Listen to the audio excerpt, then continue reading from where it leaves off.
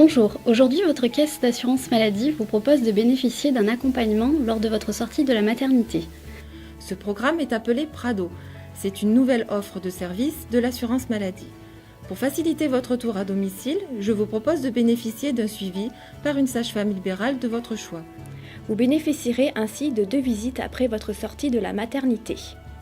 Nous vous proposons ce service car le retour à domicile est un moment important pour vous et votre bébé.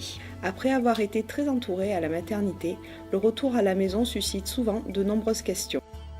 Alors j'ai choisi d'adhérer au Prado parce que je suis jeune maman et que c'est mon premier, donc j'avais une crainte à domicile et ça me permettra qu'on me suit au moins 2-3 jours pour savoir si tout se passe bien pour moi et pour l'enfant.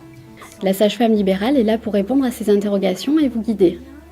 Elle prend soin de vous et de votre bébé, elle vérifie votre état de santé, elle assure le suivi du poids du bébé et elle vous donne des conseils. Ce service est pris en charge à 100% par l'assurance maladie. Vous n'avez besoin de faire aucune avance de frais.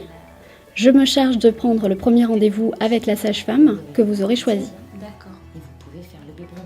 De nombreuses mamans ont déjà bénéficié du Prado en Corrèze. C'est une manière de ne pas laisser les mamans dans la nature. C'est rassurant, c'est apaisant. Donc c'est un suivi médical de l'enfant et de la maman, mais c'est aussi un suivi psychologique.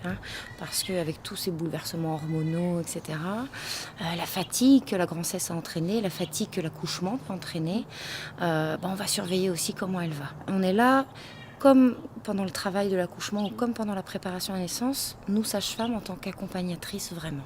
De la réassurance. Je pense que ce couple mère-enfant a besoin de ça dans les premières semaines.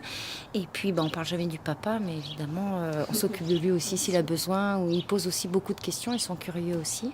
On leur apprend, on leur remontre des soins s'il faut, voilà.